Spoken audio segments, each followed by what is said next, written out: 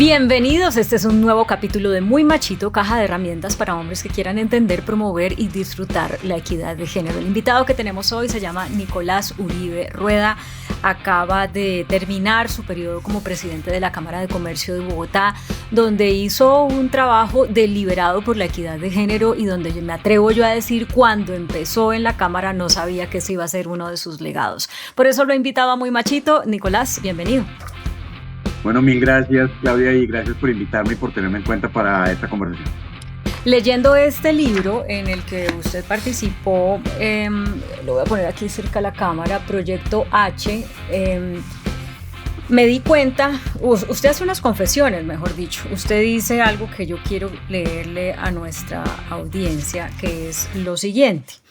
Dice que cuando usted empezó esta travesía profesional y personal por los asuntos de equidad de género, debo confesar sin ambigüedades, me atemorizaba de alguna manera al no querer involucrarme en las manipulaciones que algunos sectores políticos han hecho de este asunto y la forma vil en la que lo han instrumentalizado al servicio de sus aspiraciones electorales y colonización cultural en nuestra sociedad. Quiero que hablemos de eso. Es buen tema, ¿no? Sí que lo es. Un poco como, ¿a qué se refiere? No sé si le entiendo bien. ¿El monopolio de estos temas por parte de las izquierdas o qué? Sí, yo creo que aquí hay una serie de monopolios temáticos alrededor de determinados sectores políticos que ciertamente además lo triste de todo eso es que en vez de construir los consensos que se requieren para sacarlos adelante, terminan excluyendo a personas que podrían estar aportando. Y claramente los temas de género, diversidad y exclusión hacen parte de esos temas que han venido siendo monopolizados por básicamente las izquierdas, no solamente acá, sino en todas partes, en donde pareciera imposible encontrar a alguien que no sea de izquierda que esté comprometido con una agenda de género, equidad, diversidad e inclusión. O que haya alguien que honestamente vea que hay una oportunidad sin querer instrumentalizarlo desde el punto de vista político. Entonces, ese temor yo creo que es un temor que tenemos muchas personas y es un temor que en particular en una entidad como la Cámara, que es apolítica, pues termina generando un indicador de politización que yo no quería crear para la Cámara. Entonces, pues básicamente lo que nosotros hicimos fue encontrar la medida, el tono y la conversación adecuada para que pudiéramos abstraernos un poco de esa polarización alrededor de temas como este, generan distancias en vez de uniones, y ver cómo construíamos una agenda alrededor de la equidad. Decir eso es fácil, pero hacerlo es muy difícil. ¿Por qué? Porque cuando uno trata de hablar de esto fuera del ámbito político, las personas tienen ya como en su ADN que o esto es de las personas de izquierda o quienes están, digamos, en la derecha o más asociados como al modelo capitalista, si se quiere, es como, uy, ¿para qué se va a meter en esos temas? O ya nos va a estar aquí como, ¿cómo se dice? Como tratando de meternos cucarachas en la cabeza. ¿Cómo lo manejó usted, teniendo en cuenta su público, el sector empresarial? Yo la verdad lo que creo, y cuando uno se mete en esto, la única perspectiva que uno debería tener en cuenta es la de los hechos. Y la perspectiva de los hechos le indica a uno que una mujer, por el hecho de ser mujer, no tiene por qué tener menos oportunidades que los hombres, ni tener menos pago que los hombres, ni tener menos posibilidades de ascenso en una organización, ni tiene que hacer más esfuerzos que las que hace cualquier otra persona, pero no solamente una mujer, sino una persona integrante de una minoría étnica o de una persona LGBTI.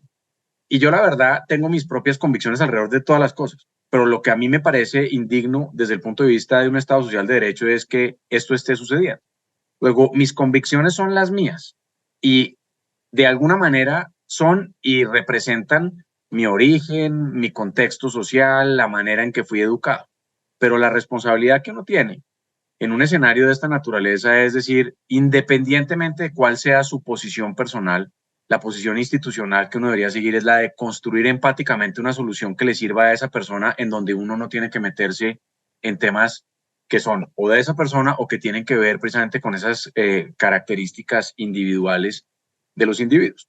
Y entonces lo que hicimos fue básicamente tratar de hacer eso. A mí lo que me interesa es que las mujeres tengan oportunidades empresariales. Tienen dificultades para hacerlo, montemos un programa para las mujeres.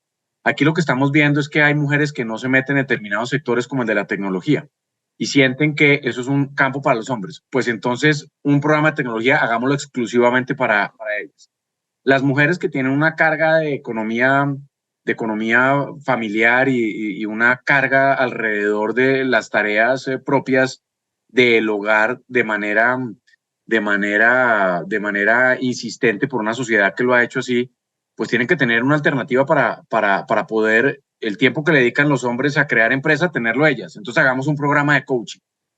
Y sin ir demasiado lejos, porque a veces cuando uno termina yendo con demasiada profundidad a los temas es donde termina enredándose. Aquí es un tema muy práctico. Aquí tenemos es que garantizar oportunidades para todos en iguales circunstancias. Y entonces eso fue lo que tratamos de hacer y con esa perspectiva.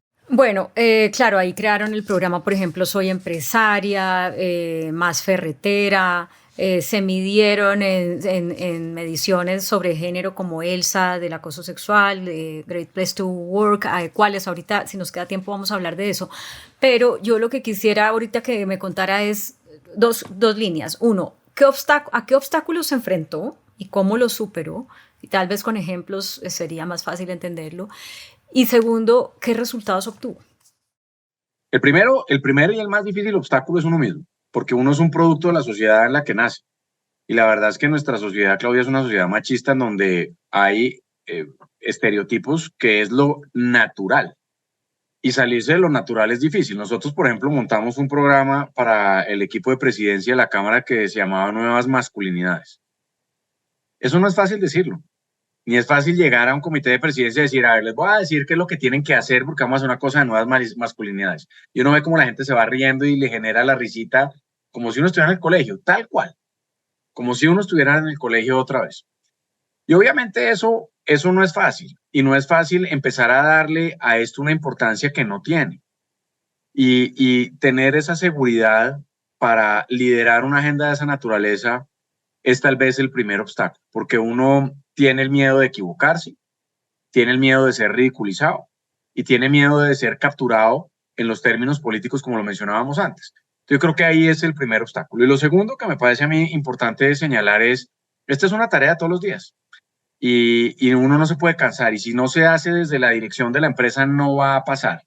Le dicen a uno, ¿sabe qué? Esta es la tercera vez que oigo esto, vamos a ver si esta vez sí se puede. Y entonces uno dice, pues vamos a ver si esta vez sí se puede. Y eso, para que se pueda, tiene que ser desde el nivel directivo. Venga, lo interrumpo ahí antes de que me hable de los resultados, porque en este relato que usted hace en este libro de Proyecto H, donde participan otros hombres también que han estado, digamos, en el sector corporativo, usted dice, en estos casos no basta con que uno se declare un convencido o simplemente dé la orden para que las cosas pasen y entonces todo fluya, como suele suceder con las iniciativas que hacen parte del core de los negocios. Estos esfuerzos no se agotan simplemente con la decisión de trabajar por la equidad desde una perspectiva racional, sino que implica altas dosis de valor porque, bueno, como usted decía, se corre el riesgo de caer en el ridículo. Y entonces me gustaría que pusiera un ejemplo de algo que usted pensó va a pasar, porque así como cuando uno dice hacemos una estrategia, yo no sé, de venta para tener más afiliados o lo que sea, y sencillamente pasa, porque hay como una hoja de ruta que todo el mundo entiende. Póngame un ejemplo de algo en este tema que no pasó hasta que no se cambió, digamos, el modelo de hacerlo suceder. No, por ejemplo, nosotros logramos que cerca del 40% de los integrantes de las juntas directivas de nuestras filiales terminaran siendo integrados por mujeres, en donde no había casi ninguna. Y ese proceso no fue fácil. Y además era un proceso en relación con terceros para persuadir a una junta directiva también en donde había solamente una mujer de 24. Luego, eso no se hace si no es con liderazgo y con conversación y con decir, bueno, vamos a apostarle a esto de verdad. Eso no sucede por generación espontánea. Y claramente siempre salen las mismas preocupaciones de siempre y pero es que las mujeres tienen todo el talento y si lo tienen, entonces ¿por qué no pueden solas? ¿Por qué vamos a tener que ayudar? No, es que tenemos que ayudar porque a pesar de que lo tienen, salen este tipo de comentarios en la Junta. Y eso sigue pasando en todas las dimensiones. Y sigue pasando en relación con los programas y sigue pasando pues en todo. Entonces, pues ese ejemplo de las juntas que tal vez es el de más alto nivel porque era además una iniciativa de la administración que tenía que cogestionar con la junta porque la junta es la que elige a sus directores. meter incluso la discusión alrededor que terminó en ley de cuotas, que finalmente no se hizo en las juntas, pero que terminó en la práctica superándolas de lejos, pues fue la determinación de decir es que la equidad sí nos termina funcionando en eso, a pesar de los reproches de varios, que decían, cojan eso y déselo a las viejas, ya eso no importa, ya nos ganaron esta pelea, hagan como quieran. Pero hasta eso termina siendo un elemento de tensión que uno dice en un equilibrio difícil de una junta directiva grande, pues en donde uno tiene que escoger cuáles peleas se da y cuáles no se da, pues escoger una pelea de estas para muchas personas es básicamente irrelevante. Entonces, ese yo creo que es el ejemplo clásico. Y el ejemplo clásico es decir, bueno, el comité, por ejemplo, de género, equidad, diversidad e inclusión, ¿cómo hacemos no para que exista, sino para que funcione? Y para que funcione significa que sirva para algo. Si hay alguien que está matoneando a alguien por su condición sexual, necesitamos que algo pase, no que no pase nada, porque si no hacemos doble daño. Creamos una cosa y damos el ejemplo que igual no se va a hacer. Entonces es simplemente una postura que deslegitima además la iniciativa y que le hace daño porque la ridiculiza desde la otra perspectiva y es, esto igual no lo van a hacer como nunca lo han hecho. Entonces, el compromiso tiene que ser hasta el final. Y hasta el final quiero decir, uno no puede ser como los niños que quieren las cosas y no sus consecuencias. Quiere la cosa y sus consecuencias.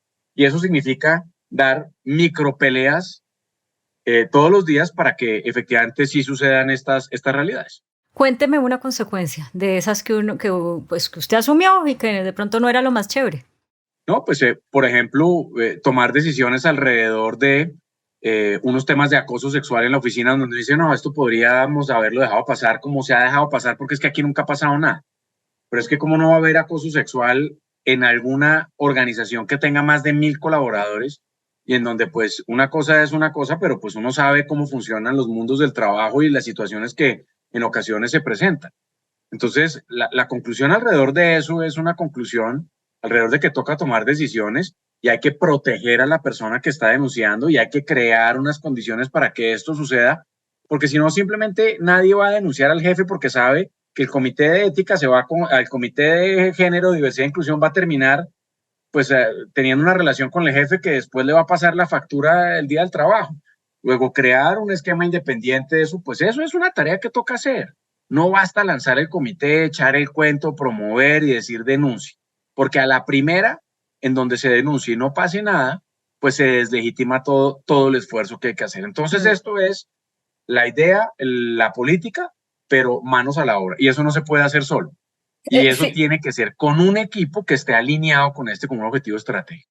Sigo postergando que me hable de los resultados porque quiero aquí que nos hable de lo que usted recibió como apoyo, no de este comité y este tipo de cosas que me dice hay que nutrirlo con personas diferentes y tal, sino para usted como líder, para usted como hombre, para usted como sí, la cabeza del equipo.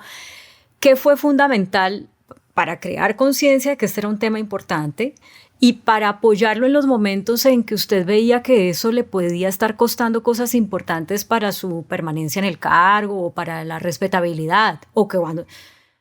Es decir, yo tampoco la tenía clara. ¿Hasta dónde se puede ir? ¿Hasta dónde me siento cómodo? ¿Cómo ir ganando constancia? Yo la verdad creo que yo no hubiera hecho esto si no hubiera tenido un grupo de mujeres que le interesaba esto y que vio en la posibilidad de mi manera de liderar una oportunidad para decir, venga, ¿por qué no le metemos mano a esto y hacemos una transformación real acá? Y entonces, lo que no era para mí una prioridad, como lo decías hace un segundo, Claudia, para mí se convirtió en un asunto permanente, porque otra vez, cuando uno convierte algo en prioridad, pues se vuelve un tema transversal, se vuelve un asunto en el que uno martilla todos los días. Y ese acompañamiento de esas personas fueron los que a mí me enseñaron y me educaron alrededor de la importancia y de las posibilidades de generar una transformación. Yo un poco la perspectiva que tenía era esa que narro en el libro también alrededor de la experiencia con grupos poblacionales en donde yo trabajaba para los jóvenes hace muchos años. Y era una pelea constante porque uno no puede montar un paraestado con una parasociedad exclusivamente para los jóvenes. Y mi percepción era es que yo tampoco me quiero meter en una pelea en donde aquí lo que tengamos es que ver cómo nos repartimos la torta, que hay un pedazo más grande para las mujeres para quitárselo a los hombres o a quién sabe quién. No, aquí lo que tenemos es que entender que esta es una pelea de todos y que hombres y mujeres salen bien de esta agenda. y empezamos a construir desde ahí. Cómo esto no es en favor de las mujeres en contra de los hombres, sino en favor de las mujeres y en favor de los hombres y de la sociedad y de sus hijos y de la organización y de todos. Y esa agenda me ayudó mucho a liderarla con ejemplos, un grupo de personas. Carolina Nieto en particular, gerente de asuntos corporativos, fue una gran inspiradora de todo esto y una monitora permanente de que las cosas se hicieran. Y ella pues me daba mucha línea, y en esto vale la pena mencionarlo, yo hacía caso también. En algunos casos con algo de incertidumbre y con algo de incredulidad, y en otros con determinación absoluta. Pero ahí fuimos construyendo y eso fue lo que permitió hacerlo. Yo creo que el papel de las mujeres alrededor de ver a los hombres en estas circunstancias como aliados y no como enemigos ayuda, porque a uno solo le queda muy difícil. La verdad, uno necesita ese acompañamiento con generosidad, con conocimiento y sin el ánimo contencioso que a veces estos temas tienen, en donde de entrada lo que se establece es una pelea alrededor de quién tiene derecho y entonces a quién hay que quitarse. Pues clarísimo ese mensaje y muy relevante desde mi punto de vista. Pasemos ahora sí a los resultados.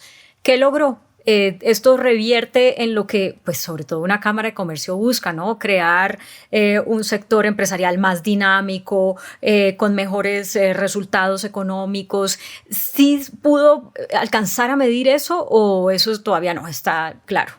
No, yo creo que hay muchos temas importantes y esto obviamente es un tema de largo plazo que tiene tantos retos que unas acciones específicas no alcanzan a transformar una realidad. Era como tratar de abrir negocios en la mitad de la pandemia con todo cerrado. Por más que uno hiciera, esto era una ola demasiado grande como es la ola de la inequidad. Pero, por ejemplo, hoy en la Cámara de Comercio todas las encuestas tienen perspectiva de generación de género. Y eso nos ayuda a entender cuál es la línea de base que tenemos para trabajar. Cuántas empresas son lideradas por mujeres y cómo las empresas lideradas por mujeres tienen efecto en la construcción de equidad, es decir, en temas salariales, en temas de LGTBI, en temas de raza, y eso se volvió un tema importante.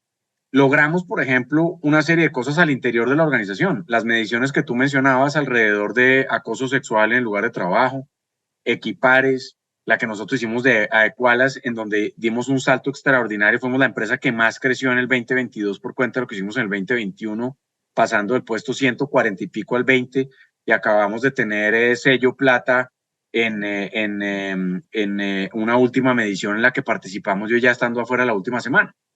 Entonces, todos estos resultados sumados a una oferta diferencial, que no es diferente porque las mujeres sean diferentes o no entiendan igual que los hombres, sino porque requieren condiciones distintas para ser protagonistas. Es un poco lo mismo que hacíamos con la población migrante, Claudia. ¿Cuál es la diferencia entre un empresario venezolano y uno colombiano? Ninguno. La red de apoyo. La red de apoyo que para el colombiano existe y para el venezolano es inexistente. Entonces teníamos que reforzar hacia allá. En el caso de las mujeres pasa lo mismo. En temas de ferretería, en caso de tecnología, en caso de algunos sectores en donde pues son sectores básicamente masculinizados, ahí había cosas que hacer.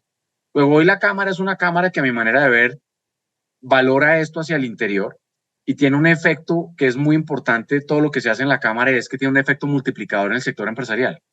Y entonces lo que uno hace no solamente a través de los cursos, sino lo que se vuelve ejemplo en la Cámara, se vuelve un asunto aspiracional de millones de empresas, sí, o de miles de empresas. Y esa es una gran oportunidad de nosotros. Déjeme compartir acá un par de datos para plantearle una pregunta. En la última medición entiendo que de las empresas afiliadas a la Cámara, el 43% eran propiedad de mujeres, 57% propiedad de hombres. Y en el tema de toma de decisiones empresariales, al menos en las empresas con registro mercantil, el 24% de los casos las tomaban las mujeres, el 30% los hombres y en conjunto el 44%.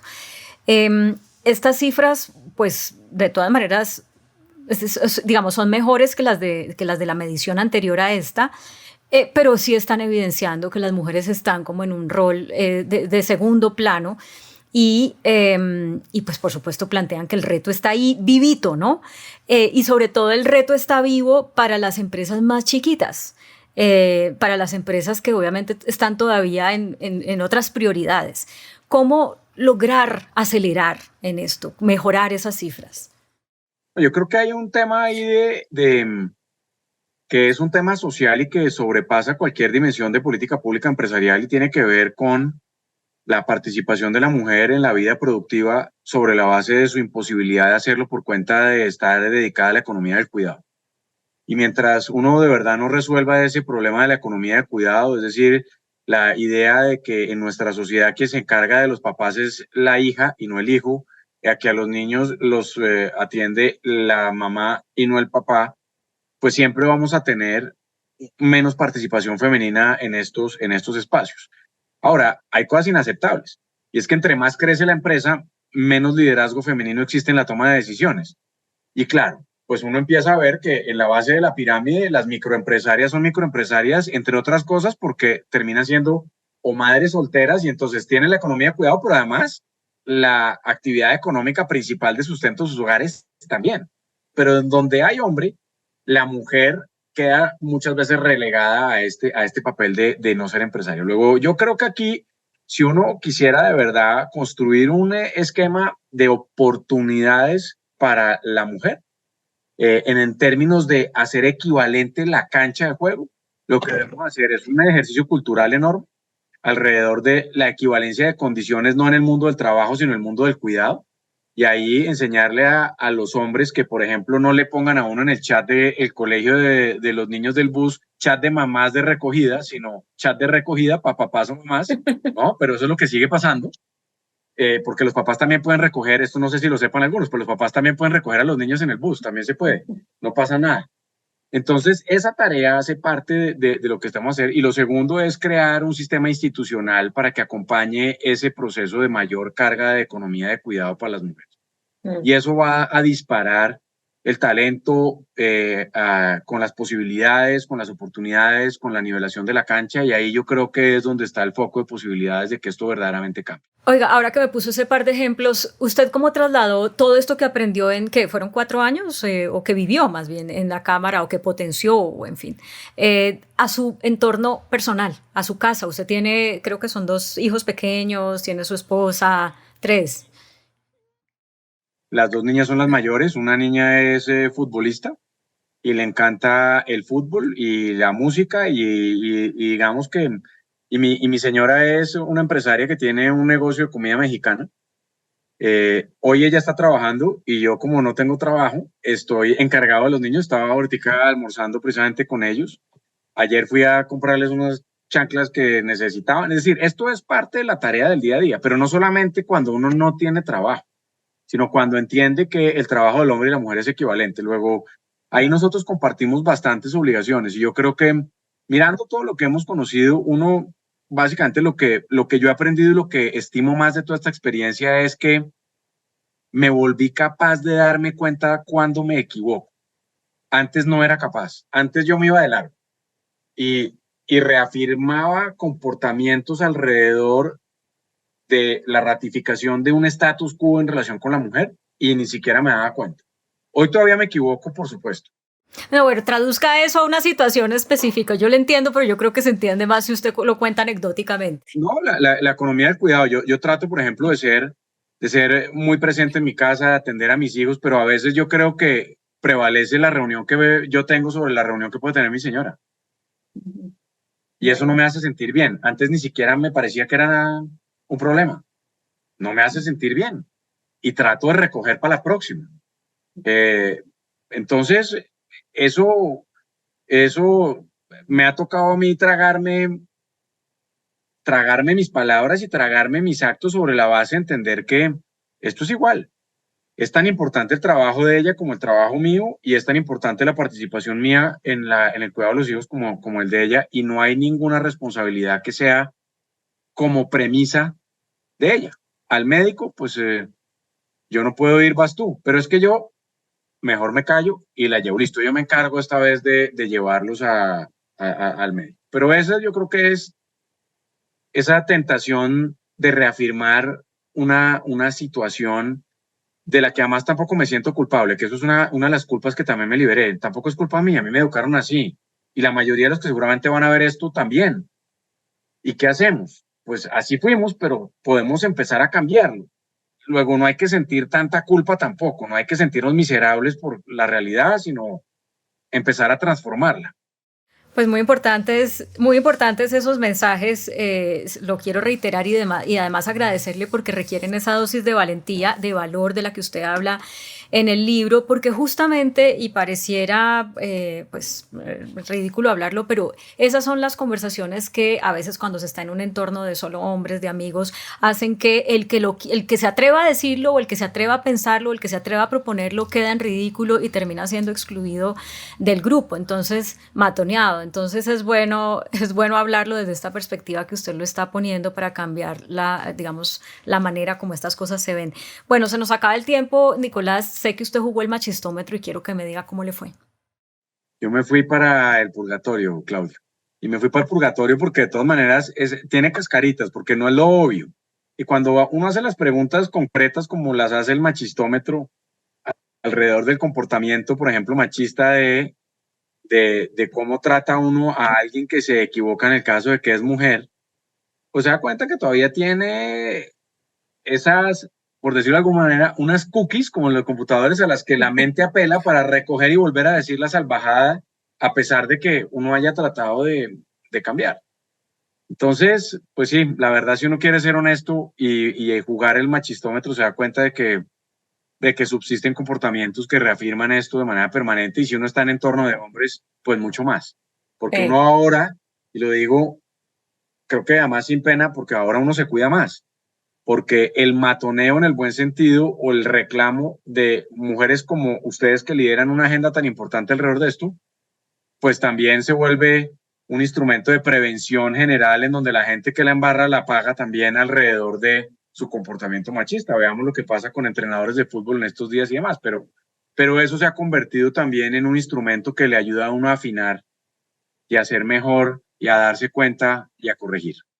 Bueno, pues yo le agradezco mucho su tiempo, sus mensajes y también porque soy empresaria y estoy en la Cámara, le agradezco lo que hizo liderando la Cámara por la inclusión de las mujeres, pero se me había escapado una pregunta que creo muy importante, porque usted estudió en el Gimnasio Moderno, usted fue allá el director o presidente de este periódico, El Aguilucho, o sea, ocupó una posición muy importante, y el Gimnasio Moderno, aquí tuvimos en Muy Machito al actual rector, se va a volver colegio mixto, y esto ha generado pues desde los mismos exalumnos una cosa de cómo es posible, ¿no? Vamos a perder nuestra esencia. ¿Cuál es su visión alrededor de eso? A mí me parece que, digamos, ahí hay una serie de razones que son importantes desde diferentes dimensiones. Hay una que yo creo que vale la pena simplemente resaltar, y es que yo creo que los niveles de aprendizaje de hombres y mujeres pueden ser distintos en razón a su nivel de madurez. Y desde esa perspectiva, a mí la educación diferenciada por género no me disgusta. Y desde mi perspectiva, lo que yo creería es que hay que combinar algo de eso con también un relacionamiento permanente en donde uno pueda desde edades tempranas garantizar que el trato entre los géneros sea absolutamente equivalente. Yo creo que es una oportunidad desde esa dimensión, más allá de los asuntos netamente alrededor del aprendizaje, en donde tengo entendido que hay pruebas irrefutables alrededor de, por ejemplo, de que las mujeres aprenden a mayor temprana edad temas más complejos y demás, pero eso es tal vez mi aproximación. Creo que es una oportunidad extraordinaria para hacer. Pero no le entendí al fin de cuentas si está de acuerdo o en desacuerdo. No, a mí me parece que es una necesidad y que se tiene que hacer. Y creo que es una oportunidad en donde no solamente alrededor del aprendizaje académico, sino alrededor del aprendizaje social, en un momento en el que estos temas hoy son además los que garantizan la sostenibilidad, en donde garantizan la empleabilidad, el conocimiento, la empatía de las personas. Luego, hacerlo contado o vivirlo en el aula de clase, pues me parece mucho mejor que es vivirlo en el aula de clase, y desde esa dimensión me parece que esa iniciativa de convertir un colegio masculino, histórico y demás a algo en donde haya pues participación de ambos géneros es una gran oportunidad para permanecer siempre modernos, que en últimas es el origen de una filosofía que encarna el colegio. Bueno, así nos lo explicó justamente el rector. Nicolás Uribe Rueda, el expresidente de la Cámara de Comercio de Bogotá, excongresista, muchísimas gracias por este tiempo en Muy Machito. Claudia, mil gracias y un saludo para todos. Mil gracias. A ustedes también muchas gracias por acompañarnos. Recuerden que pueden actualizarse con todos los capítulos de Muy Machito aquí en el canal de YouTube Claudia Palacios Oficial. Hasta la próxima.